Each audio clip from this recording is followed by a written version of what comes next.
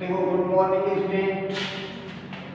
At first today I explain class 7 subject maths exercise 5.2 part first. देखो, बड़े आराम से समझें।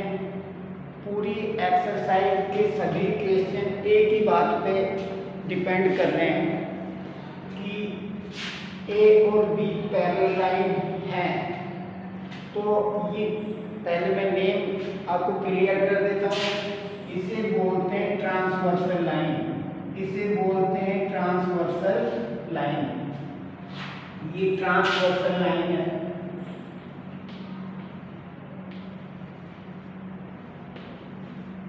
याद रखनी है, लिखने की जरूरत नहीं है।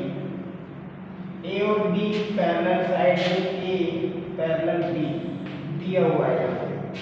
जब ये दोनों पैरेलल होती है तो ये जो एंगल है 1 2 3 4 5 6 7 8 इनके रिलेशन होते हैं। सबसे पहले हम कोरस्पॉन्डिंग एंगल्स के बारे में बता रहा हूँ, क्वेश्चन बाद में। देखो, कोरस्पॉन्डिंग एंगल कौन से होते हैं? 1 और 5, यानी ए की तरफ ये ऊपर है तो ये ऊपर वाला, 2 और 6, 4 और 7 ये नीचे वाला, ये भी नीचे, 3 और 8 ये होते हैं कोरस्पॉन्डिंग एंगल। 1 और 5 हमेशा जब ये पैरेलल लाइन हो। और दूसरा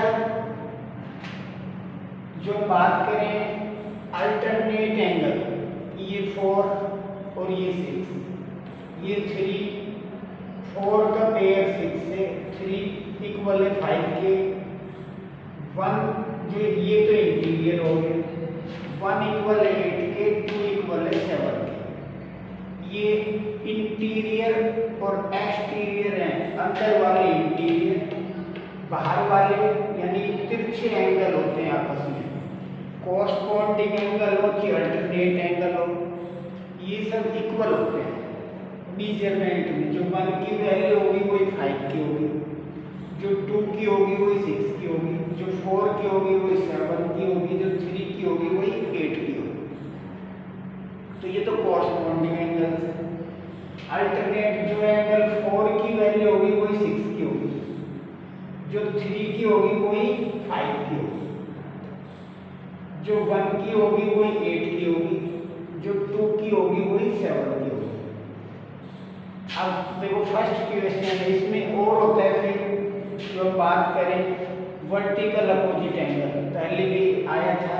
आमने सामने के एंगल वर्टिकल अपोजिट होते हैं, एंगल 1 एंगल 3, एंगल 2 और 4। कहने का मतलब है एंगल 1 3 के इक्वल होगा, एंगल 2 4 के इक्वल होगा। सिमिलरली एंगल 5 एंगल 8 के इक्वल होगा, एंगल 6 एंगल 7 के इक्वल होगा। रीजन वर्टिकल अपोजिट एंगल्स है। अब यहाँ पे पहला question, if A parallel B, A parallel B दिया है तो 1 और 5 का रिलेशन क्या होगा? देखो, मैंने एक्सप्लेन कर दिया, कोरस्पॉन्डिंग एंगल्स आर इक्वल।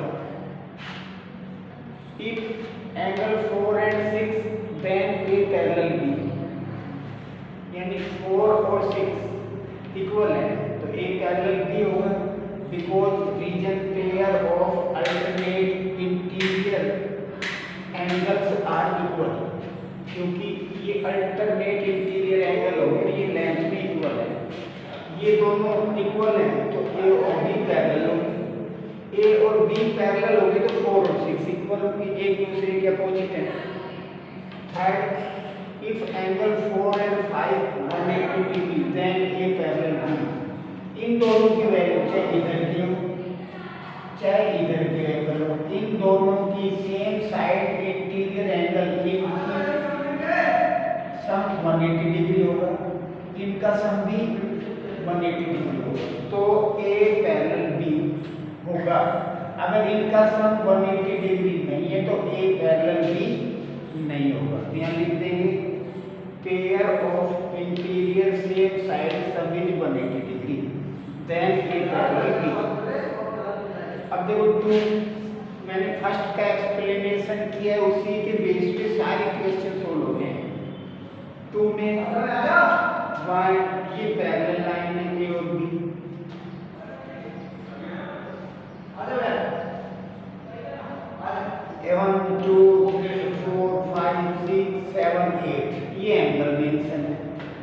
थोड़ा क्रम अलग है, ये 1 2 यहाँ से था। अब हम यहाँ देखें फर्स्ट, ये तो आपका जो पहले क्वेश्चन के आंसर हो रही, यहाँ से सॉल्यूशन 2 है। Question first is the pair of corresponding angles. आपको यहाँ कोरस्पॉन्डिंग एंगल्स के पेयर बनाने, जो मैंने यहाँ एक्सप्लेन किया है। एंगल 1 एंड एंगल 5, एंगल 1 और एंगल 5 एक पेयर हो गया। एंगल 2 और एंगल 6 एक पेयर हो गया। एंगल 4 और एंगल 8 एक पेयर हो गया। एंगल 3 और नीचे एंगल 7 एक पेयर हो गया। यानी सेम साइड में ये ऊपर है तो ये ऊपर, ये नीचे तो ये नीचे, ये ऊपर है तो ये ऊपर, ये नीचे तो ये नीचे। ये कोरस्पॉन्डिंग एंगल्स होते हैं, हमेशा याद रखना। The pairs of alternate interior angle. देखो अल्टरनेट इंटीरियर एंगल का जो हमें बनाना है, देखो यहाँ पे alternate angle, interior alternate, interior अलग होते हैं, एक्सटीरियर अलग होते हैं। इंटीरियर एंगल 2 और एंगल 8 तिरछे होते हैं, ये एंगल 2 एंड एंगल 8। एंगल 3 और एंगल 5, ये अल्टरनेट इंटीरियर एंगल हो गए। Third, the pair of interior angles on the same side. देखो ये इधर वाले एंगल 3 और एंगल 8, ये इधर वाले एंगल 2 एंड एंगल 5, और इनका सम हमेशा 180 डिग्री होता है। अगर इनका सम 180 डिग्री नहीं है तो ए और बी ये लाइन पैरेलल नहीं होगी। द वर्टिकली अपोजिट एंगल्स, आमने सामने के एंगल 1 और एंगल 3, एंगल 2 और angle 4, angle 5 and angle 7, angle 6 and angle 8। ये तो ये आपके पेयर हो गए। देखो ये लास्ट में नहीं दिखाई दिखाई दिए, दोबारा बता रहा हूँ। The vertically opposite angle, angle 1 और एंगल 3, एंगल 2 और एंगल 4, एंगल 5 एंगल 7, एंगल 6 और एंगल 8। आमने सामने के एंगल है वो इक्वल होते हैं, रीजन वर्टिकली अपोजिट एंगल होता है। देखो ये सॉल्यूशन थर्ड है। फर्स्ट और सेकंड के बेस पे ये इफ P पैरेलल Q, ये P है, ये Q है, ये पैरेलल दी हुई है, यानी कि ये डिस्टेंस इक्वल है। फाइंड अननोन एंगल्स, ये ट्रांसवर्सल लाइन है, यहाँ 125 डिग्री दिया हुआ है। E F A B C O D, in angle की वैल्यू फाइंड करनी है। ये तभी फाइंड करेंगे जब मैंने आपको पहले जो एक्सप्लेनेशन दिया है, कोरस्पॉन्डिंग एंगल कौन से होते हैं, अल्टरनेट एंगल कौन से होते हैं, वर्टिकल अपोजिट एंगल कौन से होते हैं, उन्हीं की बेस पे हम फाइंड करेंगे। तो सबसे पहले देखो जो क्लू दिया हुआ है ये 125, ये D, तो पैरेलल साइड के एक ही तरफ के दोनों के ऊपर वाले एंगल, तो एंगल D 125 डिग्री होगा। रीजन लिखेंगे कोरस्पॉन्डिंग एंगल, ये कोरस्पॉन्डिंग एंगल्स है, और कोरस्पॉन्डिंग एंगल्स इक्वल होते हैं, तो D इक्वल होगा 125 के।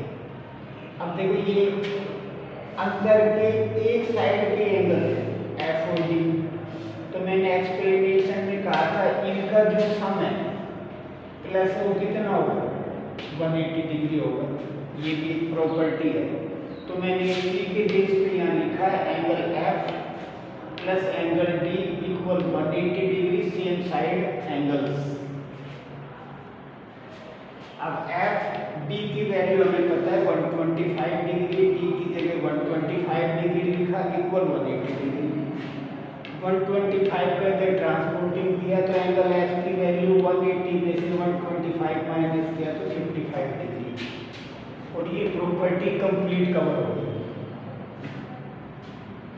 Angle E angle F equal है, आमने सामने के एंगल है, वर्टिकल अपोजिट एंगल है, तो जो F की वैल्यू है वही E थी, तो E angle E equal angle F.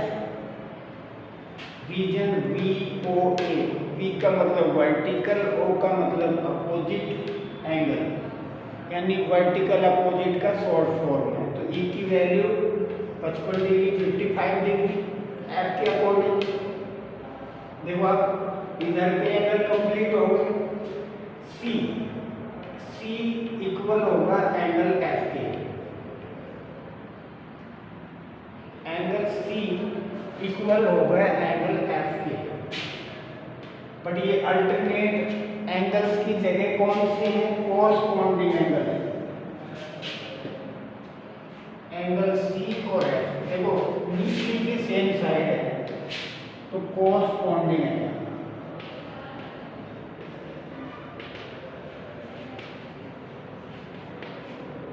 तो एंगल सी इक्वल होगा एंगल एफ के, और एफ की वैल्यू कितनी है? 55 डिग्री। अब देखो एंगल एफ निकालिए, एंगल ए हम फाइंड कर सकते हैं कि ए और एफ अल्टरनेट इंटीरियर एंगल है, तो ए की वैल्यू जो एफ की होगी वही होगी 55 डिग्री। बट मैंने दूसरा रीजन यहाँ पे मैंने दूसरा लगाया, एंगल ए इक्वल होगा एंगल सी के, जो ये सी के इक्वल है, वर्टिकल अपोजिट एंगल है, तो एंगल ए की वैल्यू 55 डिग्री। ऐसे एंगल बी इक्वल होगा एंगल डी के, वर्टिकल अपोजिट एंगल, तो एंगल बी इक्वल 125 डिग्री।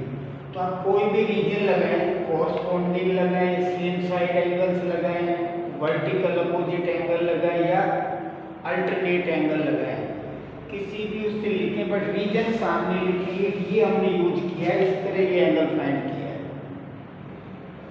तो आई होप दैट ये पार्ट फर्स्ट है। नेक्स्ट वीडियो में 4, 5, 6 भेजेंगे। तो पहले इसको सुने वीडियो को, फिर रफ में प्रैक्टिस करें, फिर होमवर्क में करें। कम से कम 3 बार वर्क करोगे जब ये आपको समझ में आएगा। कई बच्चे सोचते हैं कि एक बार सर ने हमने देख लिया, फोटो ही देख के समझ लेंगे, ऐसा नहीं है। आप वीडियो भी सुनेंगे, उसके बाद अपनी प्रैक्टिस भी करेंगे CW में, उसके बाद HW में करेंगे, तो 100% समझ में आएगा। क्योंकि एजुकेशन जो है वो बहुत इजी नहीं है कि आसानी समझ में आ जाए, बड़ी मेहनत करने से आती है। So I hope that it is clear, but you do the hard work. आप भी अपनी तरफ से हार्ड वर्क करें तो ही समझ में आएगा। Thank you, have a nice day. फिर भी कोई डाउट है, convey the message, I solve your problem. Okay, bye.